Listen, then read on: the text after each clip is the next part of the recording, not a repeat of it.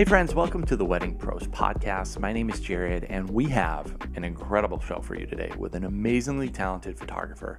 Really excited to hop into that, but before we do, I wanted to remind you that you can find Wedding Pros pretty much anywhere you listen to podcasts, in addition to YouTube.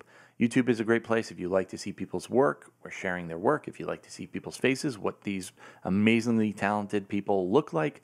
That's a place that you're going to want to do that. And of course, while you're doing that, make sure you're giving us a 5-star review if you're listening to it via podcast. And also, give us a subscribe on both YouTube and, podcast form. If this has been beneficial to you, if you've seen your business grow because of some of the things we've talked about on Wedding Pros, really helps us a lot, helps get the channel out there to people that might be in a similar situation as you, and overall grow our industry. That's a big kind of theme here at Wedding Pros is we want to see our industry grow. We want to see more people make money and have sustainable businesses. So, and also I wanted to mention, make sure you're checking out the Facebook group. That's kind of where the community aspect comes in, where we're able to talk about a lot of topics nowadays. Obviously, by the time this podcast comes out, we've been dealing with a lot of COVID-19 coronavirus discussion, how we should be talking to clients, et cetera, working with them through, a really difficult time. So make sure you're hopping on there, checking that out as well. So without further ado, let's introduce today's podcast guest, based out of Naples, Florida, photographer, Mr. Austin Trenholm. And we'll go live. What's up, Austin? How's it going, buddy? Good. How you doing? Yeah, it's always weird kind of hopping into these podcasts after we've been talking for 15 minutes, 20 minutes. I think it's better though. It's like a warm up. Yeah. You can't just start a game of tennis. You got to hit the ball back and forth a bit. So yeah, exactly. Yeah. Have you been able to do much cooking since you have been stuck at home? All I do is cook. I know. It's funny because I love cooking and I cooked a lot before this, and now I've been cooking even more, but it's been a different approach because we go to the grocery store and get enough stuff for 2-3 weeks. And I've been getting a lot more creative with simple ingredients. I haven't been making, I make all kinds of fancy stuff. If you watch my Instagram lately, it's been a little bit less fancy, but still really good. And cooking for me Jay's a great cook. You know what I did the other day? So you know what you guys would get along. I did Instant Pot barbecue ribs. Nice. Did they come out good? Yeah, they're awesome. They're really good. So I got one of those cast iron grills that goes over your stove. So you just, it was 40 minutes in the Instant Pot, and then you just throw it on and caramelize it up. And it's very similar. It's not, I did do some liquid smoke. So it did have a smokiness. But it's very similar to what you would get, a little better quality if you went to a Chili's. Those kind of melty ribs that you get. Everyone in the house liked it. I liked it. Honestly, I make ribs in the oven all the time, or in a giant Dutch oven and then finish in the oven. And people, when they have them, are always like, "These are the best ribs I've ever had. How did you smoke these?" And I'm like, "Oven, man, liquid smoke oven. It's crazy how good you can get stuff, not on a grill." So It's kind of been interesting the last couple of weeks because we went shopping, I think 2 weeks ago, and we probably have enough food for 3-4 weeks. We're halfway there at this point, and we're kind of getting to okay, now we just have to open a can of chili, and all the fresh ingredients are done. And so it's like you said, getting kind of creative with what you got now, which, who knows? You might find stuff that you didn't know would work well. There's a lot of stuff we have to be creative about, you guys right? Are, but in the middle of COVID, we got to just be creative about everything. I know. Well, that's where the best food was made too, right? Is hey, you're only given a certain amount of ingredients. You have to figure out how to make it work, and you make it work. Half of French cooking was we have all of this. What can we make? Blood sausage. It's for real. Yeah, it's gonna be interesting, man. The other thing that I'm excited about, I think I think this is the year of beards, man. Everyone's just gonna be coming at all these people at home, doing nothing. They're well, I don't have to go to work. Now's the time I can grow my beard out. I don't have to be in the office. So yeah, for sure. Yeah, you're kind of joining the club, Austin. You're usually pretty. I trimmed up recently, just because I can grow a beard pretty quickly, but my patience level for it has gone way down. This is again a Florida thing. So if I lived up north, I'd probably have a beard like you've had forever. But down here, when you get hot, it's just kind of like, oh, it's too much. I'm realizing I was to say I'm realizing how bad my beard is.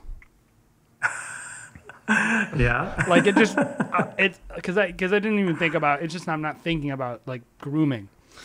You know, right. Then I'm looking in the mirror. I'm like, honey, why didn't you tell me? Like this looks, it looks terrible.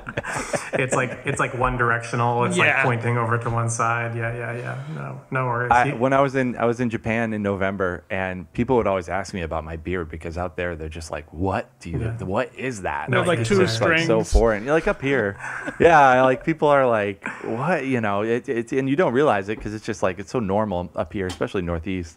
Yeah. People just grow them out. Mm-hmm. You know, we're mountain men, but there it's just like culturally like out in left field. So a couple of things I guess to be excited about. Yeah, for sure. But dude, let's hop into, photography in general. I remember hearing about you years ago. You had a wedding up here in New England. You, of course, live down in Naples, Florida now. Mm-hmm. But you had a wedding out in the Cape, and I remember our guys coming back, and they were like, we worked with this awesome photographer. He's from Florida. And at the time, we were, talking about potentially expanding Stop Go Love down into Florida. You guys have a completely different, wedding season than we do up here north. So we were like, well, maybe we could do kind of a year-round thing. We had a guy who was going to school down there. So we're like, maybe we could make this work. Yep. And so I was like, I got to get this guy on the line and just kind of talk to him about, what weddings are like in Florida and whatever. And I started looking at your work. I was like, oh, my gosh, he's like really good. He's like if I was like a fantastic photographer, this is the kind of work that I would want to produce. It's just like looks like film, but it's like it's not film, so wanted to, so I called you up and we started talking just about Florida, but then I was like probably more interested in just like how do you make your photos look so amazing. We talked about the GFX a bunch, I think. Yes. We totally talked about the GFX because that was like foreign to me at the time, and I saw another person using the GFX, and I was like, "That's amazing looking! Like it's incredible." And then you were using the GFX, so I was like, "I just have to get him on the line."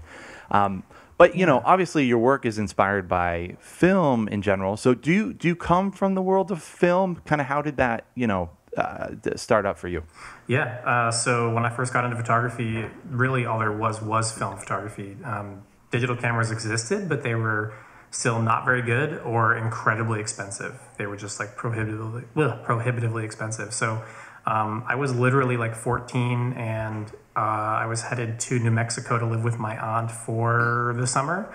And I had expressed interest in photography, I think because like some girl at school was into it or something.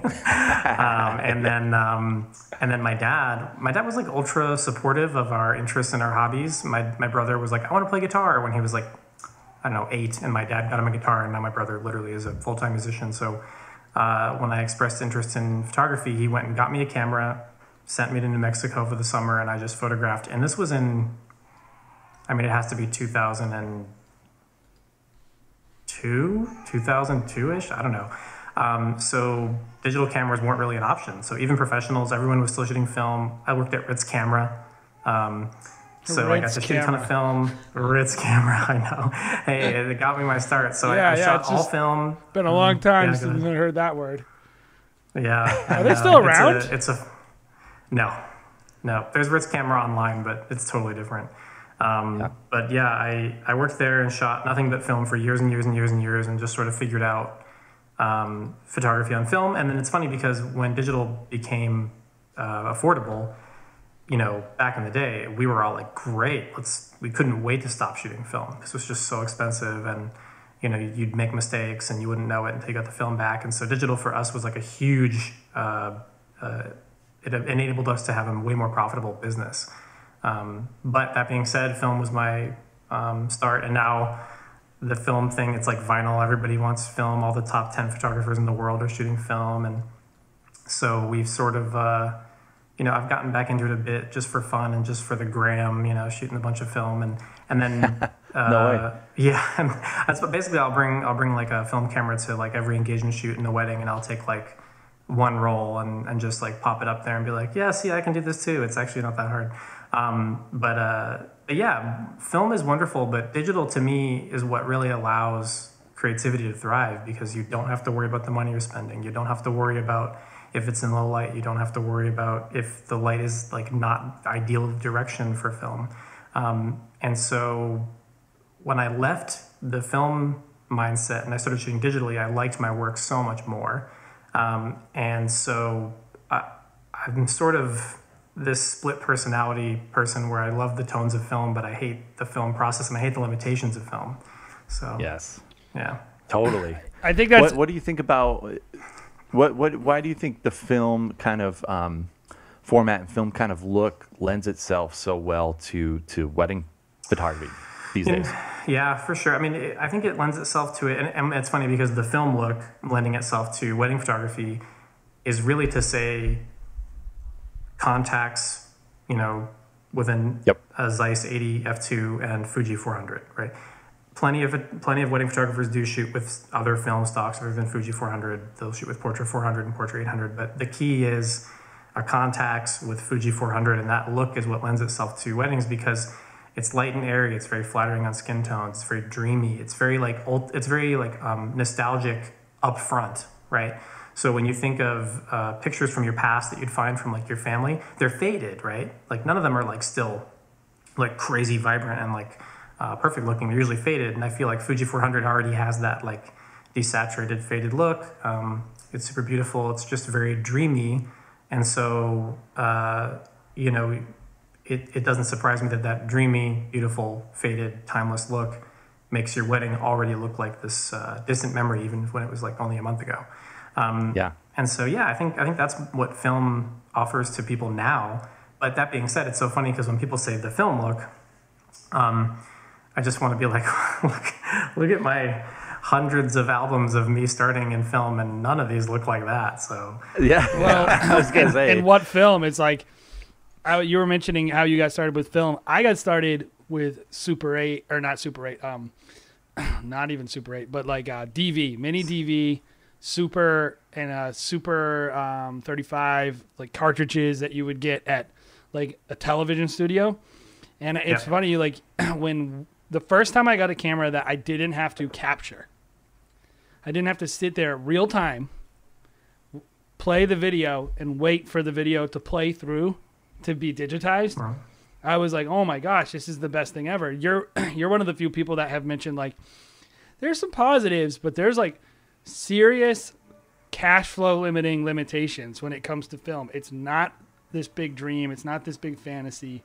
Like the cost alone for I know some people were spending like $1,500, $2,000 on just film to shoot a wedding. Easily. I know some people, I don't know exact numbers, but Michael and Karina up in Virginia, I think that even now that they've transitioned into more digital work, they're still shooting enough film that they're spending like 30 grand a year, 40 grand a year on film, which is like, again, no problem if you want to like just increase your price to keep that profit point up. But I also know plenty of like top 10 fine art film wedding photographers in the country who started their career in film and now shoot like maybe 5 to 10 rolls a wedding, but still charged what they charged when they were shooting 30 to 40 rolls a wedding, and nobody knows the difference. Well, that's what I was going to say is you don't, it's just thrown. I'm not a film photographer, so I don't want to tell people how to do their jobs because I don't really know about it, but I do know about business. And it's like, if a client doesn't value it and it costs you money and you can charge the same if you do it or don't do it, you're just throwing money away. Yeah. So then it becomes, can you deliver that look without shooting the film? Exactly. Right? And if you can't, then more than likely, you're not going to be able to charge that premium. But with digital cameras becoming what they are, and with presets and stuff, we can talk about that. I mean, presets these days have been really going through like a crazy transformation and renaissance. So, I mean, half of the film photographers I idolize that I would, Mike Cody and I, we started Good Light Presets. We reached out to like 3 or 4 different film photographers to be like, hey, we'd love to get some scans from you, and if you have any digital side-by-sides, we want to make this preset look as much like film as possible. What can you send us this stuff? And then it's so funny because come to find out the stuff we were sure was film was digital. and so that was really eye-opening for us. And then after tinkering for a few years and making what we've made, Cody will send me side-by-sides left and right, and I can't tell what's film and what's digital. So yeah, it's funny because when we had that conversation initially, I was like, yeah, your stuff, it looks like I wouldn't be able to tell what's what. And you're like, I still can. And this was probably like 2 years ago, like 2.5 years ago. So like even in like a short amount of time, for us who have been in the industry 2.5 years is a short amount of time. Yeah. I think just that game of like presets and trying to make things look a lot like film. Like I've seen KT Mary is using the GFX a little bit these days, and like a lot of she's a fantastic photographer, film photographer. Yeah, it's like, and that's a trend that you were at the forefront with hybrid film nests and kind of those like hybrid digital film communities that were very active in trying to elevate what you can do with the digital file. And like you mentioned, were able to bring it into doing presets and helping out with that in general. Do you think that kind of like film look will be around for a while, or do you think it's kind of like a trend that people are doing just now, or what are your thoughts on that? I think it's going to organically evolve, right? So just like what we consider the film look is actually specifically a Contax 80 Fuji 400 look, I think that years from now, what people consider the film look will be kind of actually just what all the current film emulation presets look like, right? If you were to ask me what film looks like back when I first started, I would have told you, showed you pictures that were like Fuji Superia 400 or Kodak Gold, right? And those would have looked totally different. So I think it's all evolving, right? So I think that in years, the film look will still be popular. People will call it the film look. And it really will be. This is the thing. I love that people are inspired by the colors of film, right? That's why we made good light presets. But the thing about it is, the reason that we didn't name our presets after film stocks is because we kind of wanted to give people permission to step outside of what that film look was. I love Fuji 400, I love Portra 400, I love Portra 800, but what I really love is taking my love of color palettes and the things I know from film and just running with them, right? If a painter told you, I only paint with magenta, green, and blush, no other colors, you'd be like, well, that's kind of limiting, don't you think? And I feel that is the same thing with people saying, oh, I only shoot with a Contax and a Fuji 400 stock. I'm like, well, I mean, that's cool, but when you scroll through Instagram, you could scroll through like 25 different photographers and you wouldn't be able to tell the difference between their work because they're shooting with the same cameras, the same films, and they're going to the same workshops, and they're shooting at Malibu Rocky Oaks. And it's like, I'm just kind of like, well, I don't know, man. It doesn't seem like you have much. You don't have a voice. Yeah, you don't have a voice. Totally. What's funny is when we were playing around with, we're working on this new product. We wanted to have a distinct look, right? And so we were messing around with film emulations with Blackmagic raw footage, and we were like, every time we go to the 35, the Super 35 and the like cinematic 35 millimeter film stocks, they look like nothing, because that was the whole point. And people don't realize that like the whole point of film was to evolve so that film didn't exist anymore and it was just the image. But what people are really looking for is the style. And so since it's just stylized in, because we actually were like, let's do 16 millimeter grain. It sticks out more. It has more of a ness to it. And people, I think, will identify and feel like it's cool.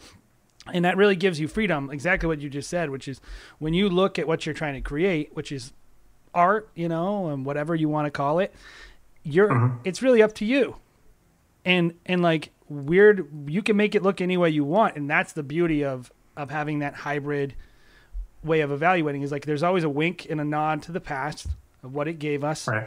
But then there's always looking forward and saying, what can I do next? And I think that's 100%. The beauty of digital. Yeah, totally. Yeah. People have this argument all the time about film versus digital, and They'll point out all the technical reasons why film is better, and all those reasons are true. I mean, 100%. But the thing is, I mean, people are like, oh, Ansel Adams would have never shot digital. And I'm like, he would have 100% shot digital. He'd have been like, you mean I can focus stack and I can do HDR and I can use this and I can do like multiple images and stitch them together? He would have been in Photoshop faster than anyone else in the world. And he was a business person, doing right? that. He wanted to make money. And he was interested in developing techniques with cutting edge technology, like in the darkroom, like he was inventing these ways. If you give people the tools, they're going to use them. Yep. And so I think that, you know, getting hung up on a process is in some ways admirable. You know, like I do appreciate the artisan, you know, artisanal French winemaker that does it the same way it was done 500 years ago. That being said, I think it's incredibly silly that not every single bottle of wine is not a screw top. I mean, like why do we use corks anymore? It makes no sense whatsoever. It's not increasing the quality of the product. You know what I mean? How would new restaurateurs make their walls if we didn't have corks? I know. Yeah, exactly right. Yeah, it's I don't know. Call me. It's tough because I do love, you know, doing things by hand. I love knowing about how processes work. But if you look at, you know, again, like film directors from the past, there are people like Quentin Tarantino and stuff like that that are still holding on to film because it's their process and it's their look. But they are also combining those things with cutting edge technology and digital CGI and post-production. You know, they're not just using film like it was used 50 years ago. They're using film, having it scanned, you know, manipulating it, doing what they need to do with it, and because they're not locking themselves into that box of saying no, it can only be done this way. Yep. Yeah. And that's kind of why we did Goodlight. Is we love film emulation presets, but we also love just expanding on what we think is beautiful, and also you can send the same roll of film to 5 different labs with different preferences and get them back, and they'll look totally different. One of the reasons we got so frustrated with emulating film is we would see dudes, video guys, who were shooting not even raw formats. They were just shooting whatever, I don't even know what formats these cameras shoot in, MOV or whatever they shoot in. Different ones shoot different things. Yeah, but they're just like kind of low quality files, right? They're not raw. They're super low quality files. Super low quality. So, and a lot of them were able to make, you know, edits that to me looked more like film than anything we were doing with our raw files. And I was just like, how can these guys with these like super compressed files make it look so much more like film than we're doing with our like 50 megapixel raw images from our D850s?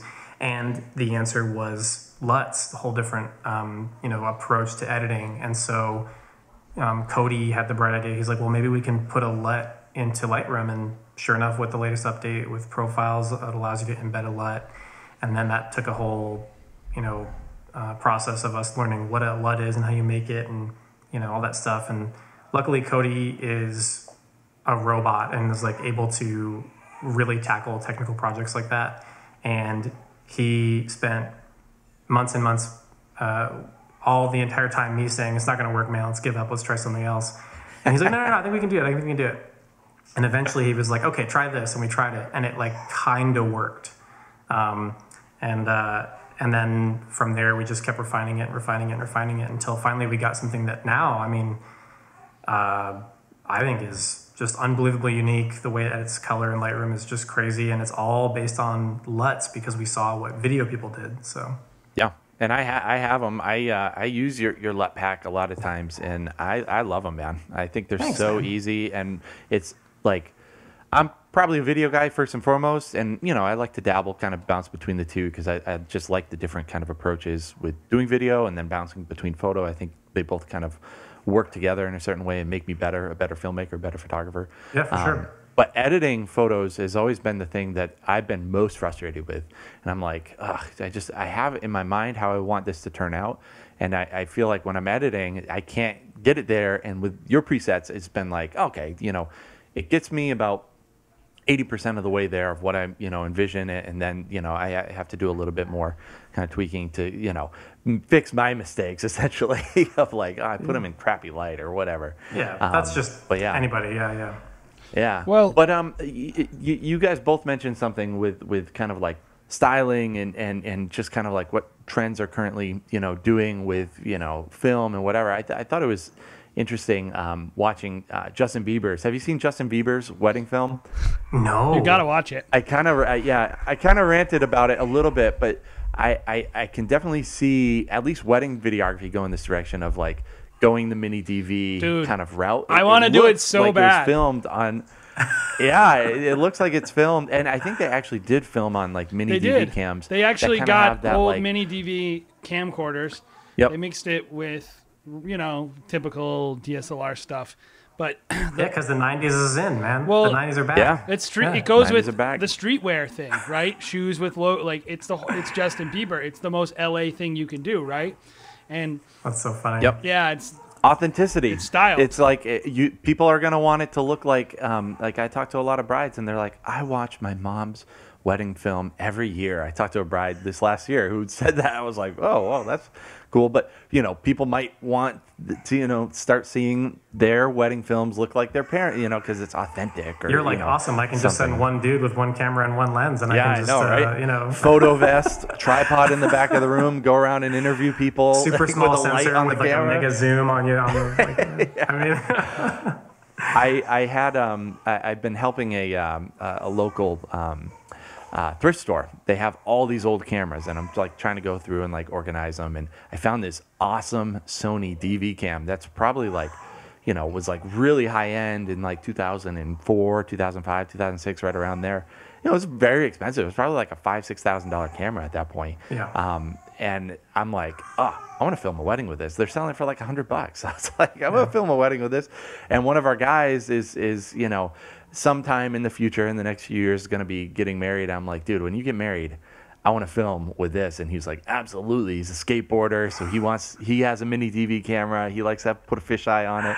He's like, yeah, man, that'd be awesome. That'd be, So who knows, man? We'll see. You might be, I know a lot of people are starting to shoot some, 35 millimeter on the film world, but I don't know. Maybe people will be pulling out the old, Canon Rebel XT to, start. Dude, like I remember shooting like a D70 and spending, like $1,500 on a crop sensor, like ultra wide zoom, and just being like super into it. And when I look back at some of those images, they're some of my favorite because I wasn't trying to emulate film. I was just looking at what was in front of me. And so I think that's what I've been trying to get back to. It's funny, right before I went to Engage, I was feeling creatively kind of in a rut, and I had been looking at a bunch of photographers and just sort of trying to reevaluate what I wanted to do and the direction I wanted to go in. And I found this couple called Joel and Justina, and they're in Ottawa, Canada. Yes. Yeah, man. They're awesome. They're just like, we know them. They're all outrageously good. Yeah, they're always like engaging with our stuff for Wedding Pros, and I'm out, and so I was like, who the heck are these people? And I was like, whoa. Yeah, they're so next good. level. They just DGAF. They will go shoot like at 15th of a second during like a ceremony recessional of the bride and groom leaving a church, and I'm like, so what's funny is I went to Engage, and all of a sudden they're unmistakable. They're both like very, very unique looking, and all of a sudden I see them from like 30 feet away. They look like models. They like wave to me because they do look like models. Well, I think Joel was a model at one point, but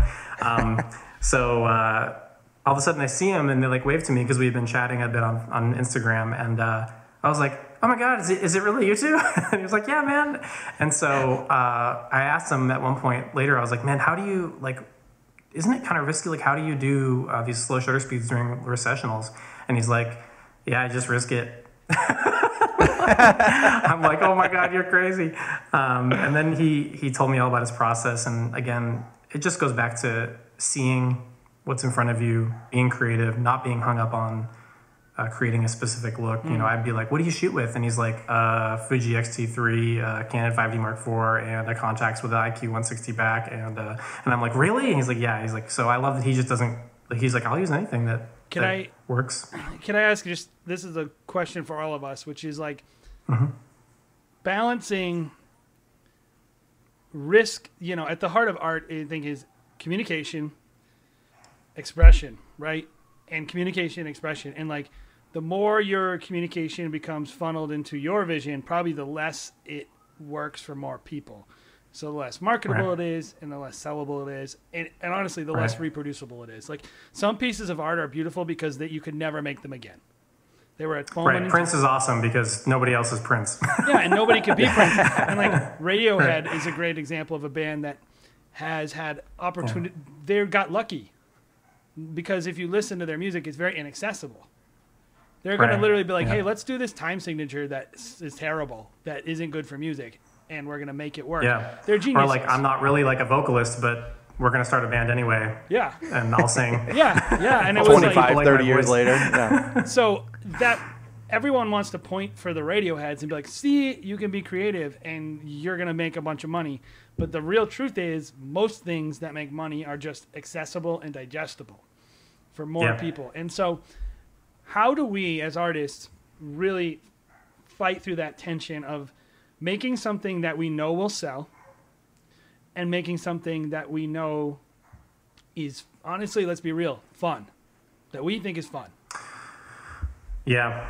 So this is an interesting question because I think that the illusion is that, well, it's not an illusion. You said it. So certain things are more marketable than others, but it doesn't mean what we really should say is certain things are easier to market than others, right? And so if you're going to choose to go down that route, that's not just super sugary, and if you want to write a book, what is it? YA, young adult books are like huge right now, even for adults. Yes. So if you want to write the next Divergent series or Harry Potter or whatever it is, I'm not going to say it's easy. Not everyone could write Harry Potter, but there's just like endless series of books that are just gobbled up by young adults and adults alike because they're just in this formula of marketability. And if you want to do that, that's fine. But it doesn't mean that you can't have commercial success with the other non-accessible styles. It just means you're going to have to take it upon yourself to market it like really well. And this is where I think that Joel and Justina do an incredible job. Like, you look at their social media presence. They really are putting it forth. They're showing you their artwork. They're making it more accessible for you. They're putting their personalities out there. They are pushing hard to get published and to sort of make their work less obscure. It's so funny because at Engage, I was like super drunk at one point. Not super drunk. I was pretty buzzed. And I was just going on and on about this and how I think that actually Joel and Justina's style is ahead of its time. I think in 10 to 15 years, that's going to be the style. In fact, when you look at a lot of the photos that like big brands like Gallia Lahav or different very high-end dressmakers, when you look at their marketing, their photography style that designer prefers is much more in line with Joel and Justina. So Joel and Justina are really appealing to this niche high-end market already, but it's sort of getting lost on that more accessible, marketable front. But I think that if they keep going and they keep marketing it correctly, they're actually way ahead of the curve, to the point where I was like, I want to rep you. Like, I want to rep you guys. I want to be your like business manager because like I believe in your style. Well, and if you're a couple out here listening to this, if you're getting married and you were considering hiring me, but now you're going to consider Joel and Justina, I won't get mad because they're amazing. But you should also still consider me. Well, you brought up something though that I think is the heart of it. If you want to be a trailblazer, you better be freaking good. Yeah. And like, I think this is where it becomes this is where the existential crisis comes in for us as artists, right? It's like, how good am I? How many reps do I really put in? How hard am I really working? Yeah. Because if I'm not working really, really hard and I also want to blaze a trail, like, I'm not going to be able to. Like, and I think you have to have that realness with yourself. It's like, how hard am I willing to work? Because it's going to be 3 times harder to blaze a trail, and in some ways way less satisfying, in other ways more satisfying, because you're going to keep throwing stuff against the wall, and some of it's not going to stick. And like, Joel and Justina can do whatever they want because they're amazing. Radiohead can do whatever they want because they're amazing. And they're like, what they do is they're at the top of the game. They're innovating. Someone like Sufjan Stevens is like, I'm going to make a noise album. He can do that because he's amazing. And like a lot of us, I think having an honest moment with yourself and saying, where am I today? where am I? Where do I want to be? Like, if you know you want to make this esoteric, weird style of photography, you better learn to make it so good that it has unquestionable value outside of the fact that it's weird. Yeah, I mean, that's true, but you also have to, I think you can be incredible and still get lost. Yep. It's one of those things where you can be an incredible artist, but you can also go under the radar and go unnoticed. And then similarly, you could be a pretty mediocre artist or creator or do whatever you do and be incredibly successful, right? McDonald's sells however many hundreds of thousands of hamburgers every day. Nobody's going to say McDonald's hamburger is the best in the world, but they're doing something right. So I think that what it comes down to is if you are able to think differently and also market yourself, and this is where I was talking to Jared a little bit about letting go of the idea of even being an artist, right? Everyone's always like, I'm an artist. My art is, my style is what I do, and this is what's going to define me, and this is going to define my success. But the truth of it is that it isn't. Your business sense, your ability to market, your ability to get in front of the right people, your ability to convince someone to trust you with their $6,000 to photograph the one day they can't repeat is what's going to be ultimately guide your success. And then on top of that, you have to be a really talented or really good artist or create really good work and do all that stuff. And so I think a lot of photographers just have this crazy ego and they're hung up on their photography, which I think is not doing them anything good. I mean, I think we should all hone our craft, right? I think photography is a craft. I don't really think it's an art. I think everything at a high level is an art, right? People are always, saying, oh, we're going to do a creatives meetup. And I'm like, cool, you're going to invite the tennis player I know? Because, he's an elite tennis player, and he's probably one of the most creative people I know, right? He's had to innovate his tennis. Like Roger Federer is amazing not only because he's technically good, but because he's creative, right? He can think outside the box. Like, this person is destroying my backhand. This person is doing this. How am I gonna get out of this pickle? My dad is a tool and die maker, right? He barely graduated high school, but he can make anything, right? Literally, companies come to him and say, we need this random part for these peanut butter mixing machines, or we need whatever, just all these random things. And he just turns around, walks into a shop with a bunch of presses and then makes it, right? And people will be like, wow, it's so weird that you and your brother, my brother's a musician. They'll be like, it's so weird that you and your brother came from such a non-artistic family. And I'm like, you don't understand.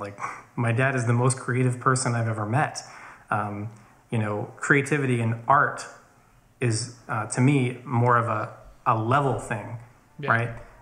You can make... Go ahead. I was like, isn't it funny how it's like, oh, I'm making art by doing exactly what everyone else is doing.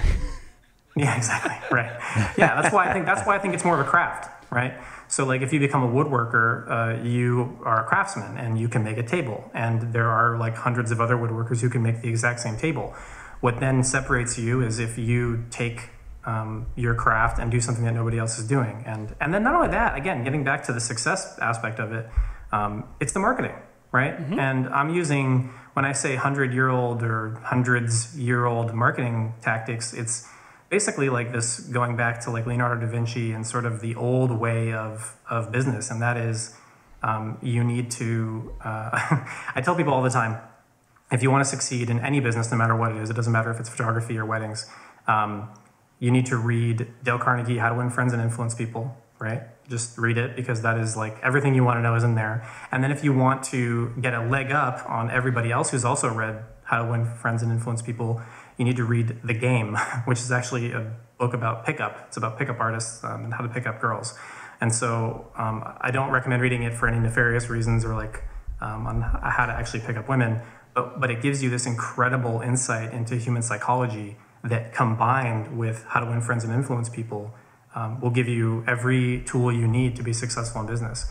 And everything from getting in a group of people, and instead of just being the guy who's what do you do? Here's my card. Let's talk about business, blah, blah, blah, blah. Instead, it's getting in there and taking genuine interest in that person's life, making real and honest compliments about something you notice about that person. It's about not being fake, about being genuine, and then letting the business come to you, right? And this is where it's combined with how to friends and influence people, and then the art of pickup, because picking up girls, if you just like walk into a group of girls and you're just like super forward and super obnoxious, it doesn't work at all, right? But if you're just yourself, you're genuine, you take interest in that person, you show you care, you listen more than you speak, and then you just let the business come to you, it works 10 times better than the other way around. And so many artists lose sight of that. They're just trying to project themselves in the world. They're like busy. Last time someone told me they were redoing their website, I'm like, why are you redoing your website? Look at your analytics. Like every time I look at my analytics on my website, the average visit time is something like 45 seconds, right? But I get tons of inquiries from my website. Like, I'm not saying don't have a website. I'm just saying people have such a short attention span. You just need to put your work up there. You need to hook them. You need to teach them who you are in 45 seconds. Yeah. I mean, and then you mentioned in the show prep a little bit, Austin, where we were just having a little bit of a back and forth, that business tactics, they don't always translate. Or business advice, it doesn't always scale. Business advice, yeah. What do you mean by that? Is that kind of what you're talking about a little bit about, like, a lot of the business advice nowadays is like, grow your SEO, do all these things. Is that kind of what you're getting at there? What I mean by that is the advice I would give someone like myself in this part of my career versus the advice I would have given myself 10 years ago is totally different, right?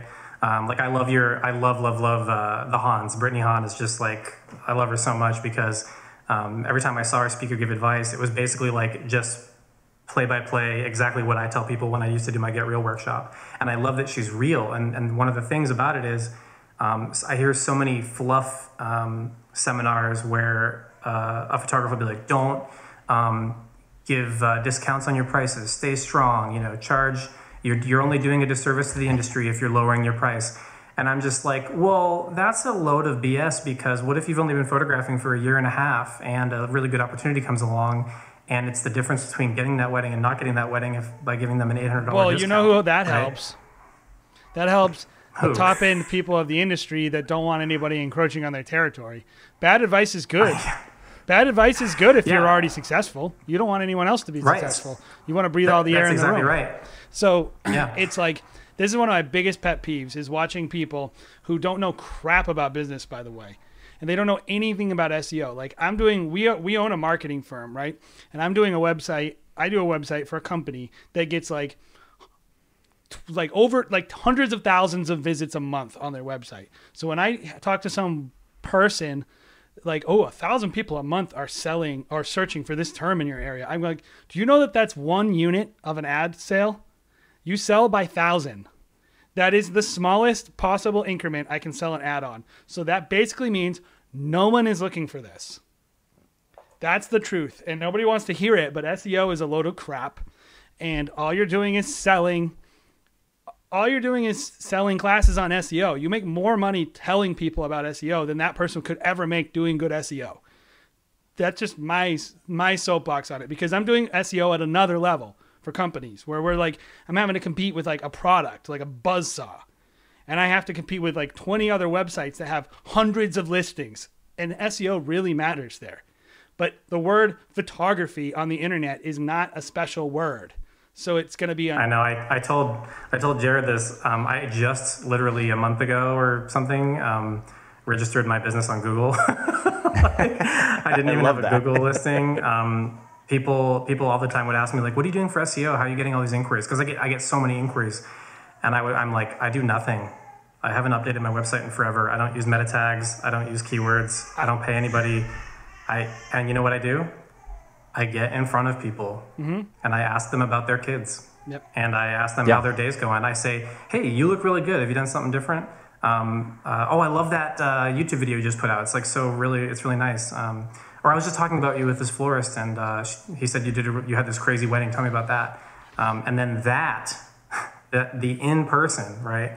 I used to have this alternative meaning for SEO. So it's search engine optimization. I forget what it was. It was like, I'll have to go through my emails and pick it up, but it was some other clever thing I came up with. But basically what it comes down to is I want in-person optimization, right? I want to, because because me talking to someone for half an hour is worth way more than 1,000 random people passing through your website, or bots passing through your website, or whatever is coming through your website. Well, and they're not qualified necessarily.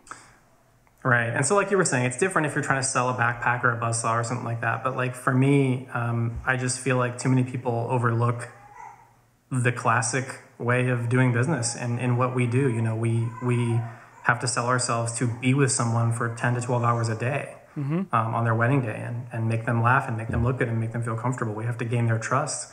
And you don't do that only with a website and Instagram. I'm a huge believer in having a convincing, compelling website and Instagram that grabs people. You know, I put, the minute I put a promo video on my website, inquiries went up like tenfold. Yep.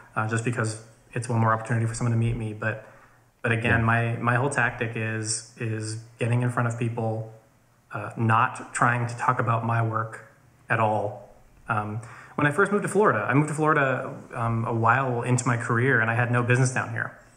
And so one of the things I did is, we were talking about Brittany Hahn, and so it's so funny. I was at this networking event here in Southwest Florida, and a girl who had recently attended her workshop was like, "Oh, you know, what do you think of that?" And I was like, "It's great, I love it." And she goes, "So do you give discounts?" And I went, No, I never give discounts. And she went, well, that doesn't make any sense. I mean, she says to do it. And I said, well, listen, I think you should give discounts at your point in your career. I'm not saying you shouldn't. I just said I don't. Yeah. I've been doing this for 14 years.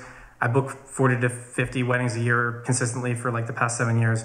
Like, I don't have any incentive to give a discount. But but that being said, even years into my career, when I moved to Florida, I needed to break into this new market. I met a guy who ran a salon. He cuts my hair to this day. And he was getting married. I met him from my brother. I said, tell him I will photograph his wedding for free. Yep. I mean, this is years into my career. And I, not for a minute, had any hangups about doing a disservice to the industry, right? I just said, I need to get into the Florida market. This guy has a salon. He sees, 30 women between the ages of 23 to 36 every day. He is my SEO. Yes. Right? Well, yeah. Your marketing campaign. This is my marketing campaign. I'm going to photograph your wedding for free, and I'm going to come get my hair cut with you and pay your ridiculous rate. And I'm going to get in a room with incredibly well-off clients. Yeah. That's what it is. Yeah, we say it a lot. Just like with a lot of people will bash like the knot and Wedding Wire and all this stuff, and they're like, I don't want to pay for that stuff, and it's understandable, if it doesn't work for certain people, but it's like you have to pay for marketing some way. So if you're shooting for free, especially when you first start out, that's the one thing that you don't have is money, but you do have time, you do have availability. Take advantage of the things that you actually have. Do it smart. Shooting a wedding. Yeah, do it smart. There's Don't no shoot a wedding for free. There's no such thing as free marketing. You're always paying to play. Everyone needs to realize that. Like mostly you do have to spend money. You have to spend money somewhere. You can't just most people. If you have such a big name, you already spent the money, right? But you're either giving your time or you're giving your money, but you're giving up something that has value to it. And I think people need to realize that. Like, there's no such thing as free marketing. Yeah, that's what I mean by a lot of times business advice doesn't scale, right? So when I do workshops, people will say, "Oh, do you do bridal shows or anything?" And I'm like, "No, but you should." Mm-hmm. Like I did them for years. I mean, you have to get the fire started, right? Yep. You need to get the fire started before you can really make something big. And so, when someone comes to me and they've been doing this for years and they're trying to break into the next level of business, if they said, should I do a bridal show? I'd be like, no. You don't see Gucci at a trade show. You know what I mean? They're just Gucci. So business advice doesn't scale always. So that's where I feel very lucky in that I think that the things that I've figured out, the marketing, right? The free marketing. So on top of doing that hairdresser's wedding for free, the next thing I did when I moved down here is I found the most foofy, expensive yoga studio I could in Naples, right? I was like, what is the premier yoga studio? And I got a membership. And I went for like 6 months. And it was very expensive.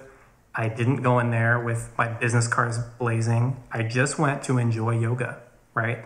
And as like one of two guys at this yoga studio, inevitably you start talking, striking up conversations, you start getting to know people. And again, immediately, first thing I did was, hi, how are you? What do you do? Oh, that's incredible, blah, blah, blah. Oh, you have kids? Cool. What are their names?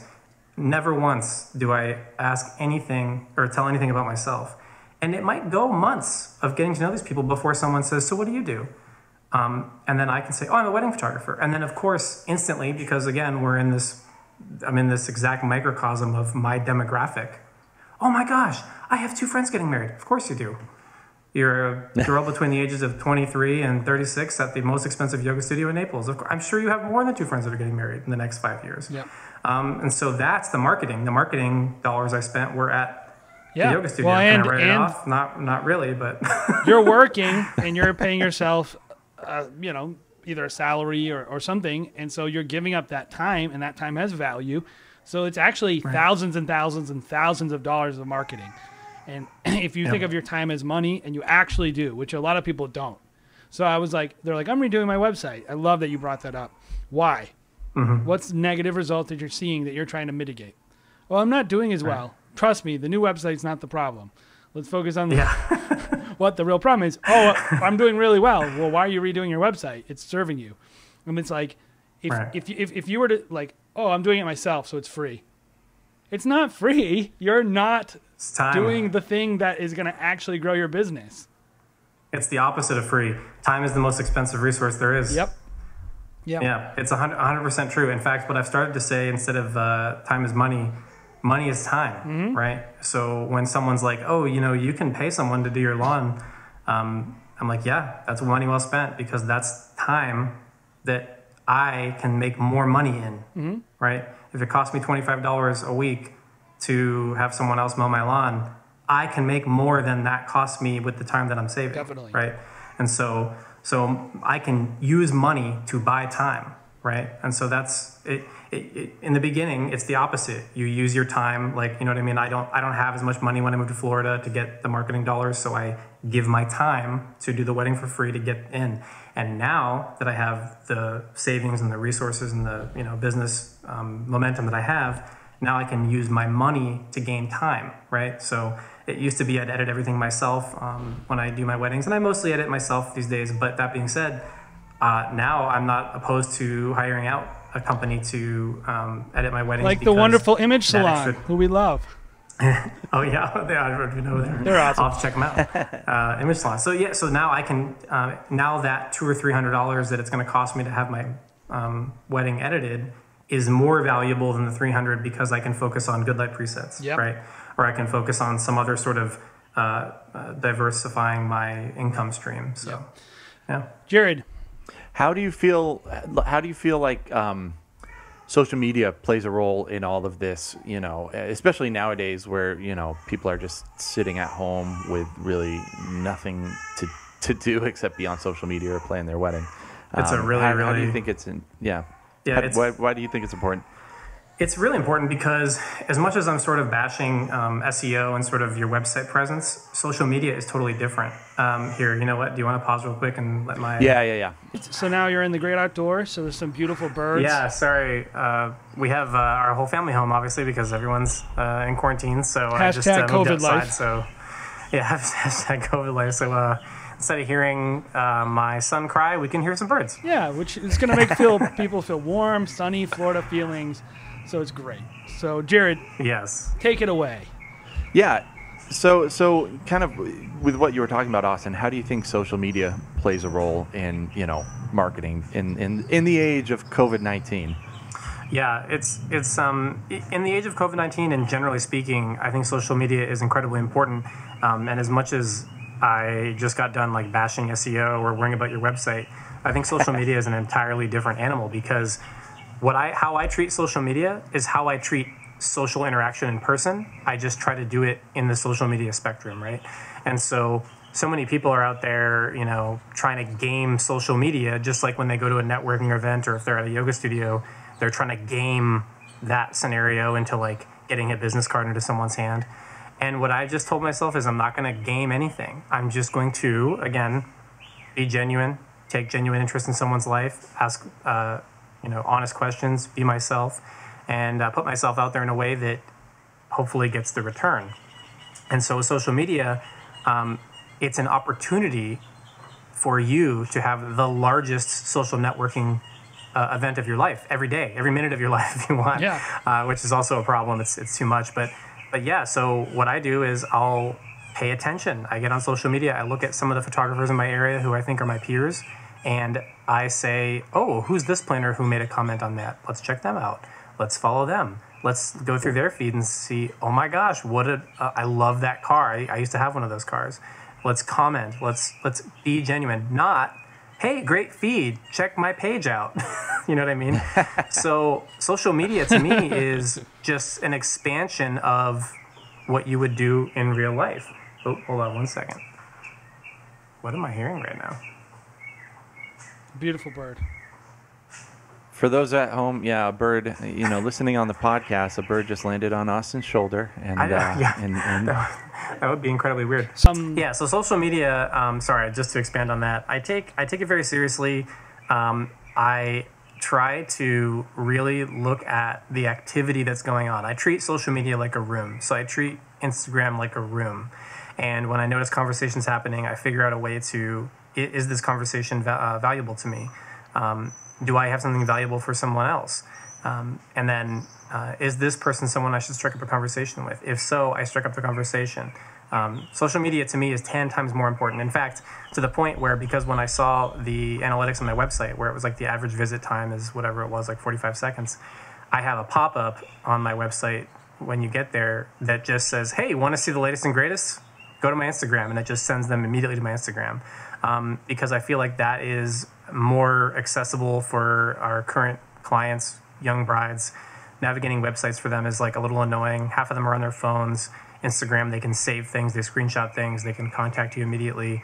And so then hopefully if I get them there, they follow me, I can figure out who they are, I can look through their feed, sort of gain some insight into when we have that first phone call. I can say, oh yeah, so you're a nurse, right? Oh yeah. How'd you know? I saw this there. You're my Michelle mom's a Obama. nurse. I can see that because. Yeah. So I think it's one of those things where as much insight you can gain into someone before you have that initial phone call, it gives you a leg up, right? Yeah. And the more you can relate to them, the more you can gain their trust, the more you can be that old friend, right? If you can make them feel like you've been friends forever, on the first phone call, then you win. Man, I think one of the biggest values, that I think someone at home listening can take away from, all the photographers that really we've had on, is just, would be how to interact with a client. Because you're saying all these things, and I'm like, I was just talking to someone on Facebook, really most of my consultations just end up being me talking to someone about their family, about their dogs, about it's not even like, so what are your packages? So what, I wish there was a course that, we could make without brides knowing that we're recording all of our conversations with them to just show hey, we're just hanging out with people. We're just getting to know people. It's called be a human. Just be a human. And honestly, ever since maybe when we first started, I was a little bit more salesy, but nowadays it's just doing sales calls all the time. For me personally, it's so boring. It's much more interesting for me, and I'm able to get into it when I'm just oh, you're a nurse in Boston. Oh my God, are you getting any sleep right now? How are you home? Tell me about, oh yeah, this is really hard. I just met, somebody and their parents, they're going through a hard time in Boston. And I'm just then you can actually relate to people in a real way, and just I don't know. It's I wish, and maybe we do that down the line, Jay, is actually create a course on how to interact with people like a human being, as opposed to like a robot. The thing that we do for companies, where I tell, if I'm really consulting with someone on a retainer relationship, I say it's really 4 gives for every 1 ask. And that is modern content marketing. You have to give value, right? So you have to have already given someone value and continue to give value before you say, give me some money. And right. And a lot of people do this thing where they go, you have to convince them of your value. You have to sell them, and you have to like, oh, they don't want to pay that for you. Like, this is just my opinion. I haven't done any analysis on this whatsoever. Jared always gets like, oh no, what is he going to say? What I say.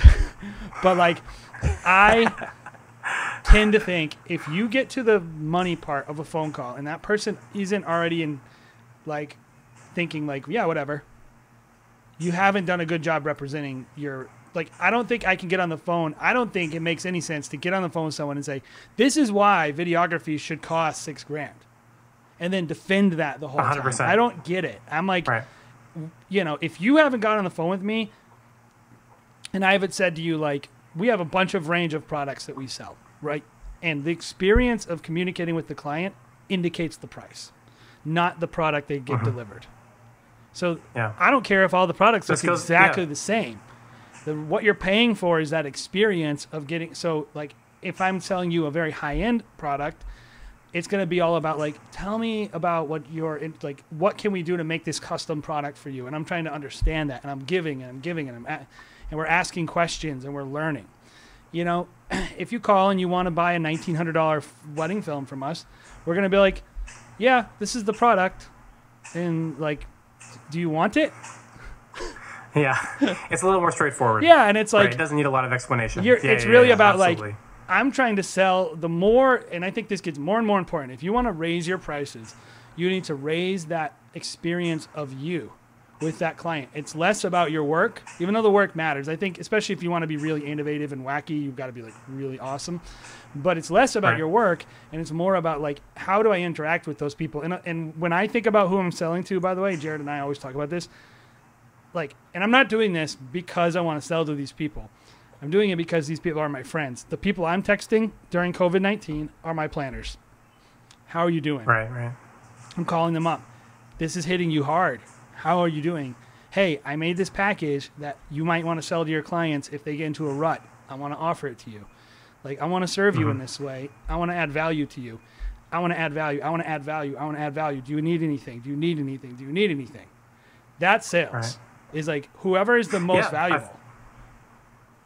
Totally. I think this is exactly another reason why I have that mantra of stop calling yourself an artist, stop calling yourself a creative, right? We're all artists, we're all creative, right? Like at a high level, lawyers are incredibly creative, right? Like everybody's creative, everybody's an artist. But at the end of the day, you're providing a service and you are providing an experience, right? Like you just said, so at the end of a sales call, a phone consult, and like how you just said and how Jared said, oftentimes we don't even talk about money or anything. We just talk about life and get to know each other. At the end of a wedding, every single client I have is like, we just cannot thank you enough. You were incredible. And they haven't even seen the pictures. Yep. Right? Like it's not even about the photos. I mean, of course they're going to get beautiful photos, but they are going to recommend me before having seen a single photo because they just had the most incredible experience. So what you're offering in that higher level is a confidant, someone to advocate for you. That's what I always say is, people say, what's your approach? And then before I even talk about, again, photography style, I say, okay, we can talk about art all you want, but all you have to do is just look at my pictures, right? And that's your approach. Look at them and then you can, right, that's my art. But my approach at a wedding is I'm going to be an advocate for you because when you're at a wedding, for some reason, all of your bridesmaids and your mom and your mother-in-law are all going to just yes you to death because they think that's what they're supposed to do because it's your wedding day, so they don't want to upset you. So if you say, does my veil look weird or like ugly, or do you think it looks wrong or it needs to move? Every girl is just like, no, it's beautiful. You look so beautiful. You look so beautiful. Oh my God. And half the time in my head, I'm like, no, it's 100% too high. And so what I tell them is, I'm going to advocate for you. I'm going to be honest with you. I'm going to help you. I'm not going to let you move forward with a concern that should have been addressed and then later look at the pictures and say, why didn't anyone tell me? Right? I'm going to tell you. I'm going to be there for you. I'm going to advocate for you. And if your mom is, absolutely hell-bent on you doing something that you don't want to do, I'm going to, in an incredibly nice, non-defensive or aggressive way, advocate for you on your behalf with your mom. I can say, hey mom, that. I know that like you love this veil and you think she should wear it, and I think it's beautiful too. But listen, the cement outside is gonna grab it and it's gonna pull her hair out when she's walking towards the aisle. It's gonna get ripped out of her hair. So I think we just need to ditch it for now. We'll put it back in for some photos or for some family photos with you.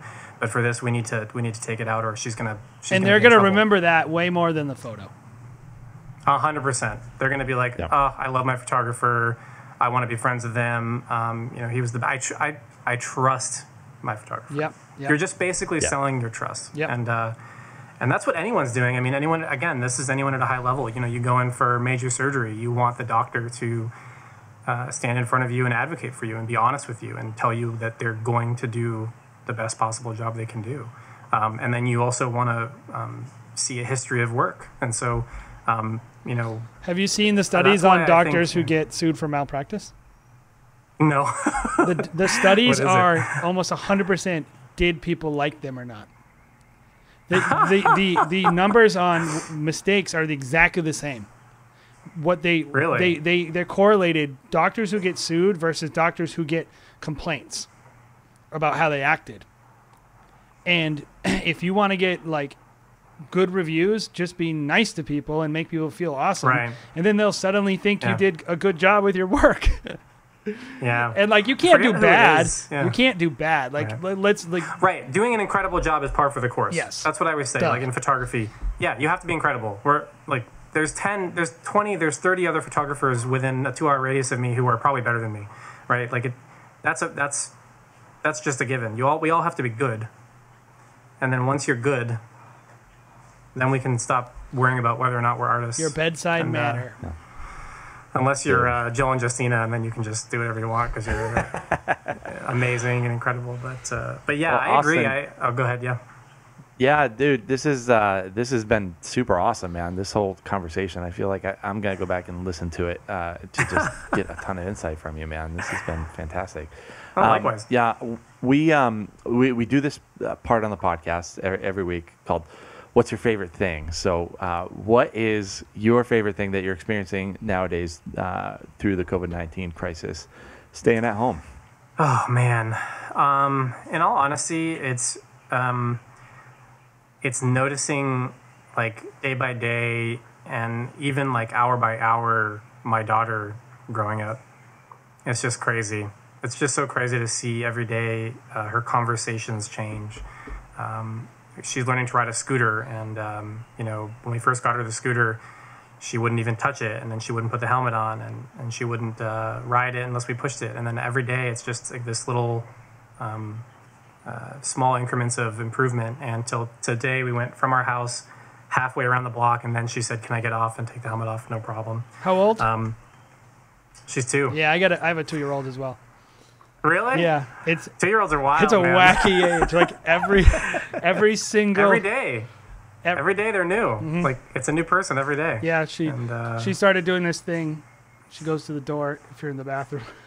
She goes, "Mommy, I need to talk to you. Come out. I need to talk to you. I need to talk to you."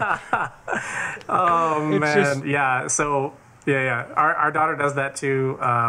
So they're basically just like emulating you. Mm-hmm. And so right now, whenever we're doing something, she likes to come up and say, "Daddy, hold on," because we'll see that she's about to like break a vase or like tear something off a table, and we're like, hold on. So she's doing that to us. She's going, hold on. And we're like, okay, Hannah, what do you want us to hold on to? But yeah, that's honestly. Oh, we got a plane. So that's honestly what I'm enjoying right now the most is just being.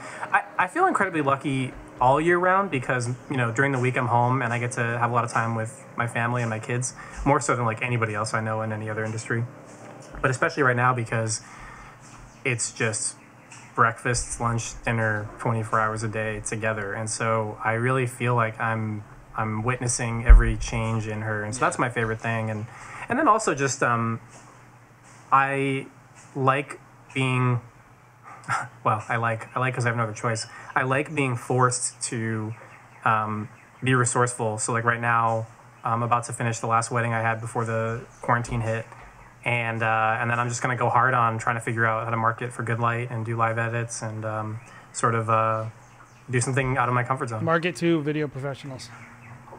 I know, yeah, that's a whole nother. So what? Start putting those LUTs together, man. Yeah, honestly, dude, you gotta do some kind of good light presets for the wedding film community, man. We have a guy who extracted, we made it work for him, and his editing flow he showed us is like super easy now, and it works just like our presets. We just have. It's funny because you'd think we'd have all this time to get stuff done, but because we're, we can't even go to the bathroom without our daughters knocking on the door. It's really hard to get actually anything done. So it's a struggle, but it is what it is. But I'm generally a very optimistic, very happy, if you can't control it, don't worry about it person. So none of this is really bothering me that much. I also just have this idea about money that it's just like none of this is real. Like money is just a thing that we all agree is valuable, because it's only valuable because we all agree it's valuable. It's just money. You can always make more. A terrible social contract. Yeah, I know, right? I just feel, it's so funny. People we're like, oh, Bitcoin. I don't trust Bitcoin. It's not even real. And I just want to be like, you think the pieces of paper in your wallet are they're just paper. It doesn't mean anything. And so I just not like the whole thing about finances. Like obviously we want to pay our bills and do all that stuff. Luckily we have money saved up and we've sort of prepared for the unknowns. But at the same time, like I've told my wife that this could all go away tomorrow. We could lose everything, and as long as we have our family and I can get hired at any job. We'll be fine. I'll be happy. I'm kind of a very stoic person, so. You know what? I got a favorite thing, Jared. The Iliza Schlesinger sketch show. She's a comedian, and she just had... Is that a kid show? No. Oh. It's on Netflix. And I walked downstairs, and I heard her. It was like this silly, silly song. And it was about, it was a riff on A Star is Born, but except she sings... She writes silly songs about pets. Okay. And so it's on Netflix. That was the sketch, and I was like, "Oh, this is funny." Okay. So then I just watched 8 episodes in a row, and I was like, it was so silly. One of them was just like them sitting around a boardroom table, and everyone just keeps eating more and more nectarines. And you know what? I think you had to be there. No, you have to watch it. You have to watch it because the absurdity of everyone at a boardroom table doing a meeting and keep eating fruit and keep eating more and more fruit until they're all just slobbering nectarine all over the place. It was exactly what I needed in the middle of all this craziness. It's not social commentary. It's not teaching me anything. It's not politicized. It's just stupid, and it was funny. It sounds like trying to explain the Tim and Eric show. No, it's not quite. You can't explain that and have it actually be funny. See, Tim and Eric is anti-comedy, so they're intentionally unfunny. This is funny, and you would. I would just encourage you, if you want to watch something silly that will make you laugh and you won't have to think about all these problems in the world. It was a good thing. The Iliza Schlesinger sketch show. My favorite thing is the XT4 by Fuji. Are you loving it? Yeah, man. So they sent one our way, and we've been playing around with it a little bit, and especially for us video guys. I mean, for photography, I think it brings certain things to the table, but definitely on the video side, I've been pretty impressed. So we're gonna be coming out with a couple new videos about the image stabilization, and then also about the autofocus and just overall impressions. So I will say, stay tuned for that. It's a great time for cameras. Yeah, man. Anybody who complains about their gear holding them back, I just want to be like, dude, I started with a D750. I couldn't shoot above ISO 400, or not a D750, a D70. I'm sorry. I started with a D70. You couldn't even. The LCD screen was barely visible. Just everything now. I was telling somebody the other day. This is for filmmakers. This is going to be when the Mark II came out, right? Pretty much things have slightly changed, but pretty much it's basically the same. For the last this is going to be the next wave of cameras is going to be where a bunch of new people are going to come in and take a bunch of other people's jobs because their price is going to be this is what Jared and I did. We got in and we were cheaper than everyone and we were better because we got in with all the new cameras. That's the old saying. There are always people who are cheaper and there's always people who are better. Just don't let them be the same people. Yes, and it's about to happen. Yeah. Because if you're new and you just bought your first camera and it's an R5 and it has 4K. I know. Can you imagine your first camera being like a Sony A7 III? Yeah. Even like a Sony A7 III? Yeah. Like if I had the Sony A7 III when I first started, oh my gosh, like just ridiculous, Yeah, like insanity. You're right. I think it's the next like little. I think we had that like 10 years ago, renaissance in DSLRs, and I think we're about to hit it now where the mirrorless thing is going to really, we're going to start to see all the benefits finally come into one package where it's going to literally change the way we work. I was that guy who was skeptical. I was like, oh, mirrorless, EVFs, it's terrible. It's like, it's not really letting you do whatever. And now I'm like, oh my gosh, I never want to look through an optical viewfinder ever again. Yeah, it's going to be amazing. I got to admit, Austin, I was so sad to see you posted your GFX for sale the other day. You know what? I'll probably buy another one. Yeah, I know. Well, that's what you did before, right? You had the S, and then you moved to the R, and got the R. Yeah. You know what it is? The GFX is a love-hate thing for me. It's tough. Yeah. Do you feel that way? I feel that way. I do. I've just I always shoot with it, so it's like it's gotten a lot easier. I don't think I've played around. I've made a certain lens and camera body work for me almost at all times, and then I'll bring my X-T3 out and I'll switch lenses off of that. But I have one specific kind of shot that I try to get with the GFX almost every single time. But it's like if you're spending that much money on a single camera body, I'm like, it was a body that I would use at every wedding. Pony. Yeah, exactly. Like I would use it at every wedding, but I would only use it for portraits and for details, and that's it. And that's an expensive hobby. And then not only that, I mean, if I added up all the money I spent on like lenses I adapted and bought used and tracked down, I still have a Leica 80 that I'm using, and like that thing used was $2,500, and like it was one of those things where I loved it because it allowed me to be creative and it allowed me to sort of distinguish yourself too. And also just have fun. Yep. Like even if I was just shooting it for me, like it was fun for me to not pick up the same camera every time, but the mental energy it took me to manual focus all the time. Sometimes I felt like I was doing my clients a disservice by using it because I had to move so much slower. Versus like a modern Nikon, you just point it at something and click, and everything's going to be perfect. And so it's one of those things where I'm in the downswing. I mean, right now, luckily I've kept most of my clients, and they're all just postponing but still paying balances. But I did lose a couple of weddings, and so selling the GFX was like sort of a no-brainer for me.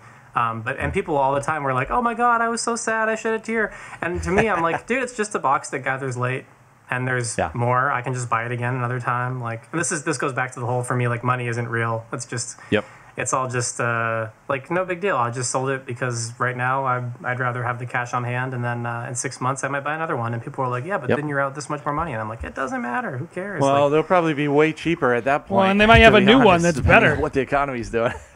Might have a new one. Exactly. There might be different lenses. I mean, in all honesty, I think that my tastes change all the time. People are like, oh, so are you a Nikon guy or a Canon guy? And I'm like, well, I have Nikons, I have Fujis. Like, I think the new Canon looks incredible. Yeah, we don't care at all about that crap. I'm always like, I'm just like, it's all cool. We have one thing where we're doing all Fuji. We have one thing we're doing all Canon, and we have one that we're doing all Blackmagic, just because we want to be able to mess around and have fun. And like, that's it. And like, if you're a real DP, you're going like, oh, this is a job where I have to shoot on red because the client wants to look like this. Oh, this is a job I have to use on ARRI. No DP is going to be like, well, I only do ARRI.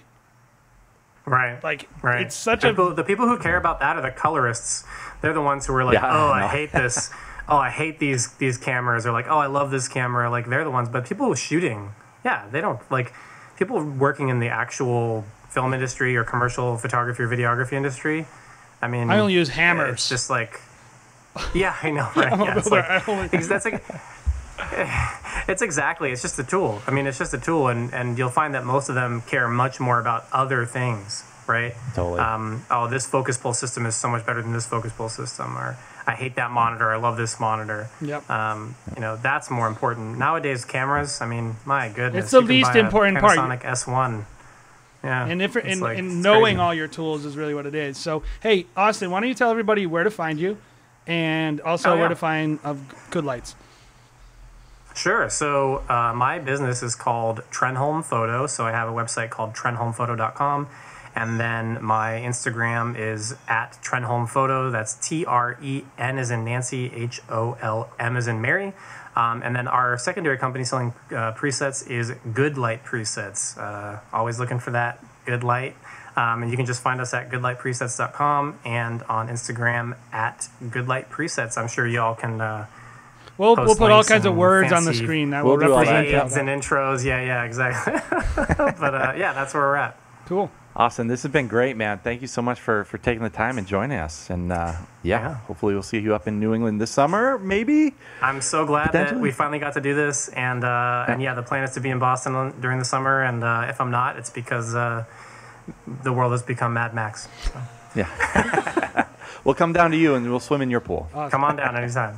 Yeah. Hey guys, thanks for joining the Wedding Pros podcast. Make sure you subscribe. It really helps us if you give us 5 stars or whatever the star rating system is on the particular platform you're listening on, and hit that alert bell if you're watching on YouTube. It helps us a lot. And of course, comment. Let us know what you want to hear more of. If there's somebody you want on the podcast or anything like that, really appreciate it. Have a great day, guys. Joel and Justina. That's my comment. Yes, Joel and Justina. Have them on the podcast. Honestly, I've already started talking to them. So I'll be the first listener. Yeah, they're awesome. All right, man. Cool, man. Bye, guys. Okay, so that was just an incredible podcast. Austin is just an incredible human being and just one of my favorite dudes in the industry. So thank you for watching. Hopefully that was helpful for you. Wanted to remind you guys, give us a subscribe on YouTube. Make sure you're checking out our Facebook group as well.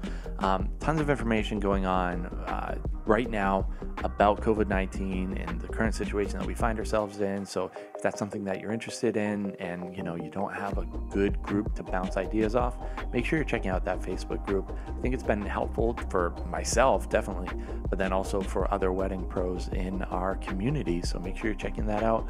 Stay safe, guys, and hopefully we'll see you next time on the Wedding Pros podcast.